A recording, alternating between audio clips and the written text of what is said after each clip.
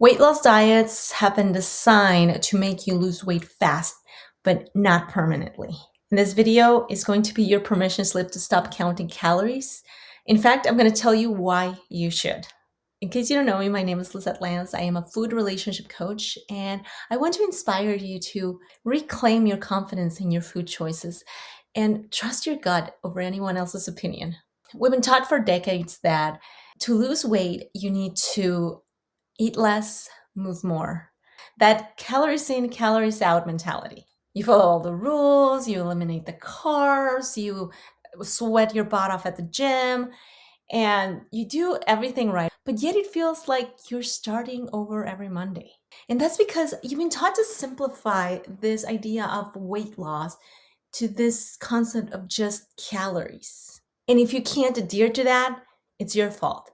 You're not disciplined enough, you don't have willpower, you don't care, whatever they told you. But in fact, that approach is exactly what's keeping you in that diet loop. You diet, you lose the weight, you gain it back, and then you diet, and then you lose the weight, and then you gain it back, and then you diet again. But the weight is not actually the problem. The weight is just the symptom of the underlying problem. It's like trying to cure the flu by wiping your nose. Yes, you can wipe your nose and it works, it takes away the snot, but to actually stop the runny nose, you need to go through the flu. And once the flu has been resolved, then the runny nose will stop coming back. You see, weight gain, and more specifically, weight gain from the overaccumulation of fat, is a hormonal imbalance. We don't gain weight just because we eat more. There is something that is over triggering your hunger. The body actually has a self regulating system. If you go past your calories, it's not going to make you more hungry. It'll actually might trigger you to move more or spend calories in many different ways that we do because we're always burning calories. Thinking burns calories, eating burns calories, sleeping burns calories. You're always burning calories as long as you're alive.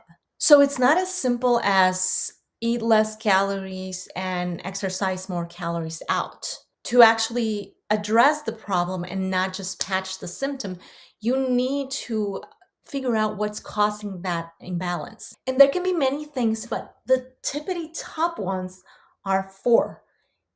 I'm talking about quality sleep, stress regulation, food habits, and muscle mass amount. Because you can be eating a perfect diet and running every day, but if you don't address the whole self, you're not going to be addressing the root cause of the problem that's causing the imbalance. So if calorie counting is or being in a calorie deficit is causing you stress, then that can be counterproductive. And if you're doing everything right but not getting enough quality sleep, that is absolutely going to sabotage your efforts to losing weight. The benefit about focusing on quality sleep, stress regulation, food habits, and building muscle mass is that you're actually addressing what's causing that hormonal imbalance that is causing the overaccumulation of fat. So instead of stressing out your mind and body with calorie counting, you could just be taking really good care of yourself, which honestly feels a lot better than pushing yourself through hunger or turning everybody into a math equation. Now, if you don't think that you deserve better, that's a whole different topic that we can talk about later. But for now, consider just these four things: sleep, stress management, food habits, and building muscle. Now, I know that this can sound overwhelming, but it doesn't have to be. Actually, the way I work with my clients is that we put our focus into each step gradually and very strategically. And this is what I encourage you to do as well. So I'm not going to go into the details of the program, but if you want to learn more, I will just leave the link for you down on inside the description box. Okay, so let's focus back. So if you want to lose weight without having to count calories for the rest of your life, you're going to want to address the root cause of the problem. And this is how you're going to do it. First of all, do not, I repeat, do not try to do everything all at once. You're just going to get overwhelmed, and then you're going to give up, and you're going to think it doesn't work because you stopped too soon. Just remember, you didn't gain all that weight in like 2 weeks or even 2 months. You got to let the body readjust to what the new weight is going to be. Because again, the body auto-regulates itself. If it's going beyond or before that weight that it has set, it's going to either make you more hungry or make you more active. So if you take it slow, you'll actually help your body readjust to where it should be, and it will help you do the calorie counting for you without actually having to pay attention to count calories. So first, focus on having good quality sleep. Now, if you already have good quality sleep, then focus on stress regulation. And if you already have good quality sleep and have become a Zen master because nothing stresses you out ever, I'm just kidding. You just need simple methods to regulate your nervous system. But if you've done that, then you can focus on building muscle. Now, I'm not saying that you have to wait until you have perfect sleep and absolutely no stress to start building muscle. What I'm saying is that you don't need to focus on that.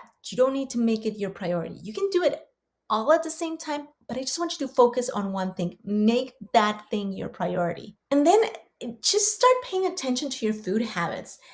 You might not be doing that bad. I find that a lot of overachieving women that have been jumping in and out of diets usually have a pretty good idea of what to eat. They just need a little tweaking on how to do that. Okay, so let's recap. Start your focus with your sleep, then focus on stress management, and then building muscle. You can do it all at the same time. Just prioritize this one thing at a time. And overall, just pay attention to your food habits. You're going to start to see patterns and triggers. And once you know the triggers, you can actually either avoid them or make a plan on how to manage it or manage the situation next time you're presented with that trigger. Now, I know all of this sounds absolutely backwards and cuckoo bananas, but if you're one of the thousands of women who have been yo-yo dieting for all their lives and can't seem to figure out how to keep the weight off and keep blaming yourself, you say, I've tried everything and nothing works, it's very likely that you've been addressing the wrong problem. All right, I hope this made sense and that you give this approach a try. And if you want to learn more about naturally losing weight without any restrictive diets so that you can feel good in your body and quiet that food noise, subscribe to this channel so you don't miss my next video. Thanks for watching, and I will see you on the next one.